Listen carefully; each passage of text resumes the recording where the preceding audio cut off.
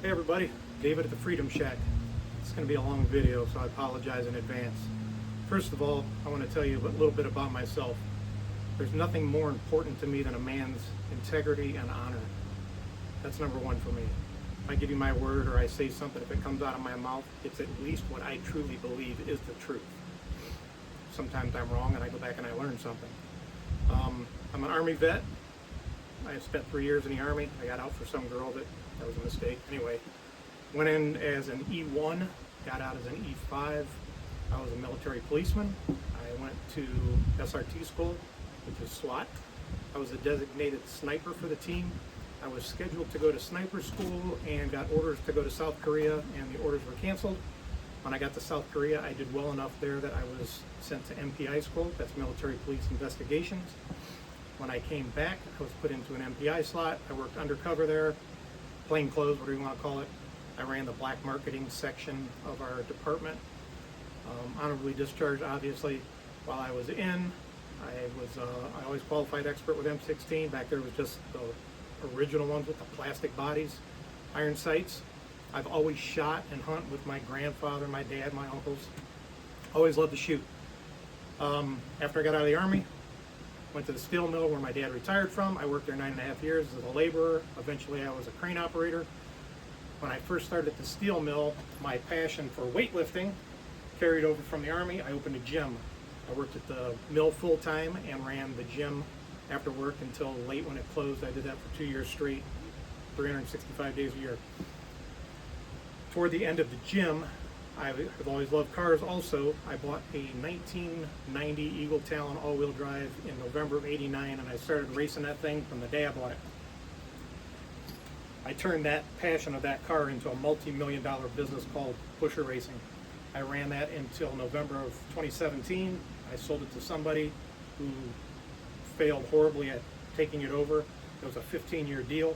I had to come back 42 months later, fix all the mess he's made, and continue on with the business. I still own, it's now called Bushers LLC, but it's the same business. We still do the same thing. It doesn't matter. Through 36 years of doing automotive stuff, I have developed well over 100 unique products that have all been copied. During that time, I've contacted patent attorneys. A basic patent, I've been told, is around $8,000 for all the work that goes into it and the paperwork. I've never bothered because I was also told that any slight change to design voids it from the patent. So anyway, I've never put out a patent myself. My products speak for themselves. We do a lot of business, and because people come to us for parts that last and function, and we stand behind our work. Anyway, in the military, I never shot beyond 300 yards. I heard about this organization called Appleseed. I attended it. I wanted to go get this rifleman patch that they offer. You have to score, I think, 210 or above from sitting, kneeling, standing, and prone, I believe. It's been quite a few years since I did it. I had a very bad back and was waiting on surgery at the time. I took 16 ibuprofen the last day, and during the last session, I scored a 226 with iron sights on a 1022 and got my patch. Then I got involved in more precision. I never tried to shoot anything that small before. So eventually this led me to going down to a long range school. On the way to the school before I left, I asked the guy that ran it, what do I need? He said, rifle, scope, ammo, and a bag. What do you mean a bag? So he recommended to me to buy this bag, which I still have. It's pretty worn out.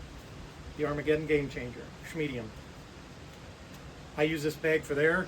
Did not do very well there because the guy's a poor teacher. Went to another long-range school, Ghost Ring Tactical. Highly recommend you check them out. And did their sniper camp. Carried this on the mission.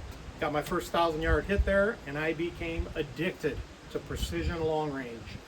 When I came back, there's a place called Thunder Valley Precision. If you're anywhere near Ohio, highly recommend you go there. Tom's a multi-time world champion shooter. I went there for a wind calling data session with him. It was a class. I hit my first mile there with my 6.5 Creedmoor. It's an AR-10. I also use this bag. Nothing bad to say about it, nothing good to say about it, especially now. Anyway, my buddy and I, Chris, who does all the sewing for these bags that we make from here down, we got involved in NRL. When I first started, I used the same bag from Armageddon. Did not work well for me. I wanted something bigger. So we came out with what we call the Fatty, which is this bag. A couple guys there wanted them. After they saw them, we started selling them here and there. We turned it into a business, the Freedom Shack. I met a shooter there that was in a #1 position in NRL and asked him if he would try our Fatty. He said, sure, send me one. I sent it to him. He said he liked the bag, he liked the price, he would recommend this bag over this bag based on price, but this bag did not do everything he needed. So I asked him, what does it need? He said, the other bag that I use puts a groove in it when I put my heavy rifle on it, which is this bag. This is the Weebad Fortune Cookie. So he tried to describe to me what it was doing. We couldn't duplicate it. So I bought this bag. I've never actually used this bag, and I've had it over 2 years, I would say. It's been a while. Because I wanted to figure out how this was done. We tried everything to get this bag to do that, and we could not do it. So, in order to get this groove, this is a good bag, and it makes a nice groove. I decided we would just sew a V into the bag. So Chris, through many bloody fingers and hard work, developed the Sandcastle. We sent this bag down to this #1 shooter. I'm going to leave anybody out of this video that doesn't need to be dragged into this mess. He tried this, said, absolutely, this is a winner. Cool.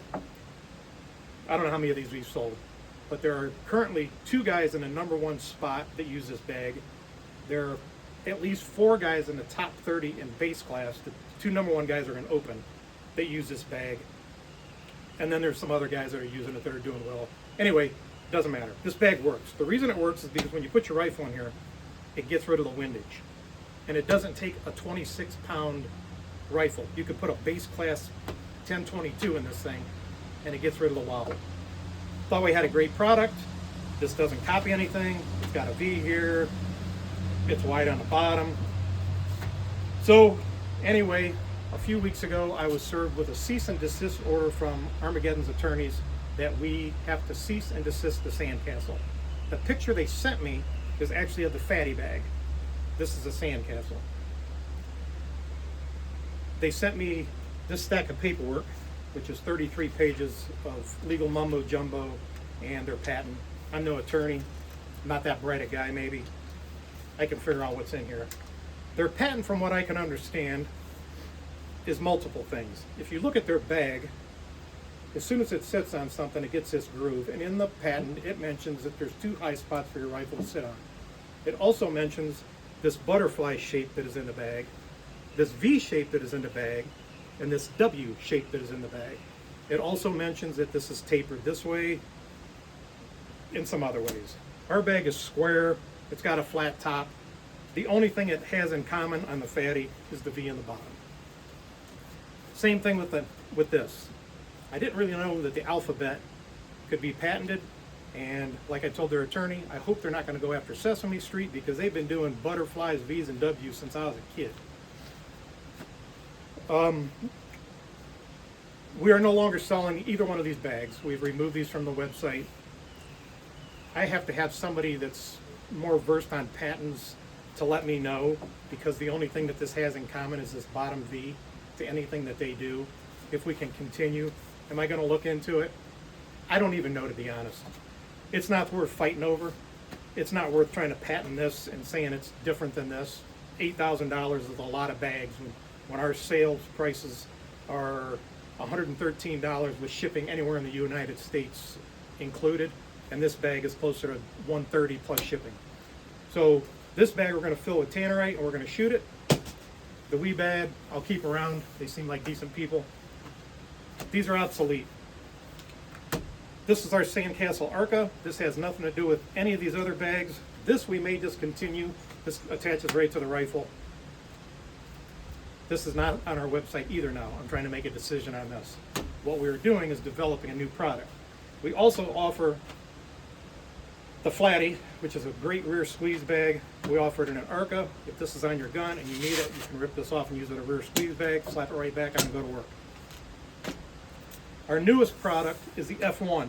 and that is short for F1 ADB. That means the frickin' one and done bag. We're struggling with this to keep the groove in the top like the Sandcastle has, with no V in the bottom. As you can see, it's got 2 squares in the bottom. And this works incredibly well. I didn't even intend it to do this. To put your rifle buttstock in here, and you can adjust this to any height. As you pick this up, if you can imagine being on the bench, you're kind of squeezing this together. I cannot believe how stable this is for rear support. On the front, with the groove on a bench, it works great. The problem is when this hits an obstacle, we're kind of losing this groove, so we're working on that, although it's working good here. I'm hoping this is going to show up in this video, and if not, I'm probably just going to cut it off here. So if the video ends here, you know that this didn't show up, but I'm going to give it an attempt. Here's a pyramid. This thing does not move. This is stable. This design is fantastic. I wish I hadn't thrown that bag now. Let me grab it.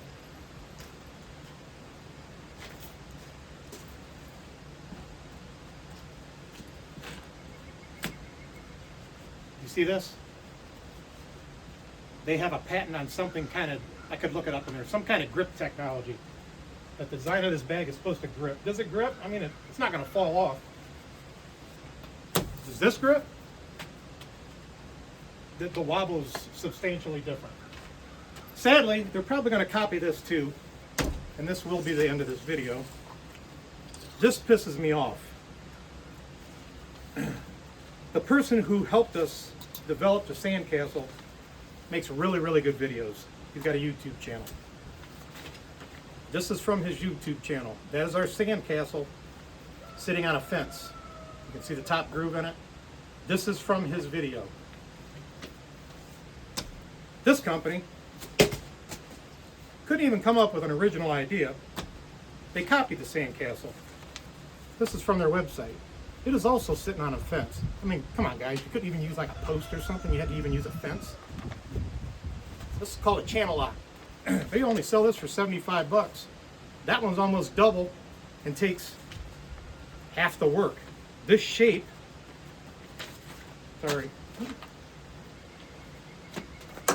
this shape is very difficult.